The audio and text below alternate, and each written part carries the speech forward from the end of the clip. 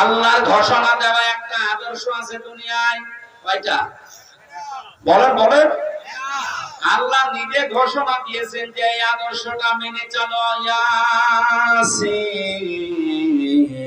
ওয়াল কুরআনিল হাকীম। ইয়া মানে হে, সিন মানে সাজ্জেদ। আল্লাহ পাক জানাতে চেয়েছেন, হে নেতা, দুনিয়াতে আল্লাহর ঘোষণা দেওয়া নেতা আদর্শ মাত্র একটা, তার নাম মুহাম্মদুর রাসূলুল্লাহ। আল্লাহ রাব্বুল আলামিন কোরআনে নবীকে 7টা নামে বিশেষভাবে ডাক দিয়েছেন। তার ভেতরে ইয়াসিন, তাহা, মুহাম্মদ, আহমদ, আব্দুল, মুজাম্মিল, মুদাসসির। বগুড়াবাসী, বিবেক যদি থাকে আজকে কাজে লাগাবেন। আল্লাহর ঘোষণা দেওয়া নেতা আদর্শ যার নাম তিনি জানিয়েছেন মুহাম্মদুর রাসূলুল্লাহ, সেটা বাদ দিয়ে যদি পৃথিবীর কাউকে আপনি অনুসরণ করেন, অনুকরণ করে চলেন, আপনি মরতে দেরি, জাহান্নামে যেতে দেরি হবে না। এইটা আমি মানলাম না, এটা আমি মানছি। ইমাম বুখারী রাহমাতুল্লাহ আলাইহি বুখারী শরীফ লেখার আগে একটা কিতাব লিখেছেন, আল আদাবুল মুফরাদ। এখানে একটা হাদিস তিনি এনেছেন, 6 প্রকার মানুষকে আল্লাহ বিনা বিচারে, বিনা হিসাবে, কোনো হিসাবও নেবে না, বিচারও করবে না, মরণের পরে তাদেরকে আল্লাহ জাহান্নামে পাঠিয়ে দেবে। তার 3 নাম্বারেই তারা, দুনিয়াতে যাদের আদর্শ মুহাম্মদ রাসূলুল্লাহ ছিল না। এই হাদিসটার কোরআনের সূরা ইয়াসিনের ইয়াসিন আয়াতের ব্যাখ্যা তাফসীর পড়ার পরে আমার বড় ভয় হচ্ছে। এই পৃথিবীতে হাজারো মানুষ মুহাম্মদ রাসূলুল্লাহর আদর্শ না মানার কারণে জাহান্নামে যাচ্ছে। আল্লাহ তুমি আমাদেরকে বাঁচাও, বলেন আমিন। আমি এটা বলে আপনার ক্ষতি করে ফেললাম? আপনি তো ধরা খাবেন, চোখ বন্ধ হওয়ার পরে আপনি এখনই ধরা খাবেন। নবীজির একটা কথা 100 ভাগের 1 ভাগও মিথ্যা নেই।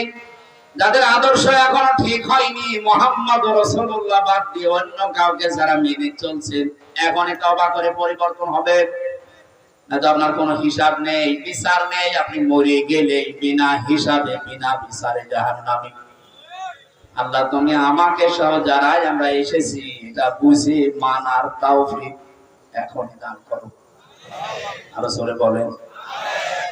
কোরআনে কারিমের 6666 আয়াতের মাত্র একটা আয়াত পড়েছি, সূরা তাওবা 129 নাম্বার আয়াত। আমরা তেলাওয়াত কিন্তু আয়াত তাফসীর আকারে কথা বলবো ইনশাআল্লাহ, আল্লাহ যেন তৌফিক দেন। আউযু বিল্লাহি মিনাশ শাইতানির রাজীম। বিসমিল্লাহির রহমানির রহিম। ইয়া আইয়ুহাল্লাযীনা আমানুত্তাকুল্লাহা ওয়া কুনু মা'আস সাদিকিন। আল্লাহর ঘোষণা, ওহে ঈমানদারেরা। আল্লাহ কোন বেঈমানকে ডাক দিয়েছেন এখানে? তাহলে যদি কোনো বেঈমান থাকে আপনি চলে যান, কারণ এই আয়াত আপনার জন্য না, আপনার জন্য আলাদা আয়াত। বেঈমানের জন্য আল্লাহর ডাক ছিল ইয়া আইয়ুহাল্লাযীনা কাফারু, হে কাফেরেরা, হে বেঈমানেরা। এখানে কোন কাফের আছে? আমরা সব ঈমানদার। আমরা কি? এখন আমার ভেতরে ঈমান আছে কিনা এটা পরীক্ষা করার থার্মোমিটার আছে। সাহাবী প্রশ্ন করলেন, হে নবী আমার ভেতরে ঈমান আছে কিনা আমি কিভাবে বুঝতে পারবো, কিভাবে টের পাবো? আমি তো নামাজ আদায় করি, রোজা রাখি, কাবা শরীফ তাওয়াফ করি। আল্লাহর নবী বলেন, যদি 2টা কাজ তোমার ভেতরে দেখতে পাও, ইযা সাররাতকা হাসানাতুকা ওয়া সাআতুকা সাজ্জিয়াতুকা, যখন কোনো ভালো কাজ সমাজ উন্নয়নমূলক কাজ আল্লাহর পক্ষের, রাসূলের পক্ষের, দ্বীনের পক্ষের কোন কাজ হয়, ওইটা দেখে যখন তোমার ভালো লাগে, আনন্দ লাগে, আর যখন তোমার অন্যায় কাজ দেখলে কষ্ট লাগে, তখন বুঝবে তোমার ঈমান আছে। ও বগুড়াবাসী, হাদিসটা সামনে রেখে বলেন তো, বাংলাদেশে ভালো কাজ সবার কাছে ভালো লাগে? না। অন্যায় কাজ সবার কাছে খারাপ লাগে। আপনি নিজেই নিজেকে পরিমাপ করতে পারবেন আসলে আপনার ঈমান আছে কিনা। এখন যদি মনে করেন কি আমি শেরপুর মসজিদের সভাপতি, আমার ঈমান নেই, মানে আমি তো শেরপুরের সভাপতি, আর আবু সাহেব ছিল কাবা শরীফের সভাপতি, তার হিসাবে আপনার কোন খবর আছে?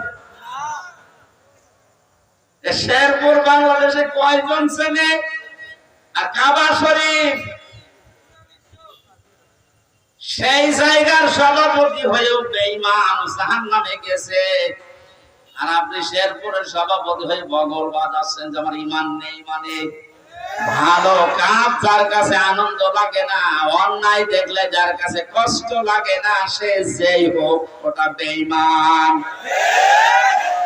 ঈমান আছে কিনা আমসারে জিজ্ঞাসা করা লাগবে, আপনি নিজে টের পাচ্ছেন। সুতরাং ঈমান যাদের আছে, হাদিস অনুযায়ী আল্লাহ পাক তাদেরকে ডাক দিলেন, হে ঈমানদারেরা। আমি আয়াতের তাফসীর পড়তে গিয়ে পেয়েছি 89 জায়গায় আল্লাহ পাক এই শব্দটা কোরআনে দিয়েছেন।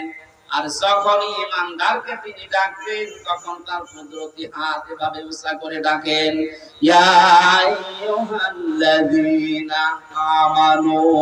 জোরে বলেন আল্লাহু আকবার।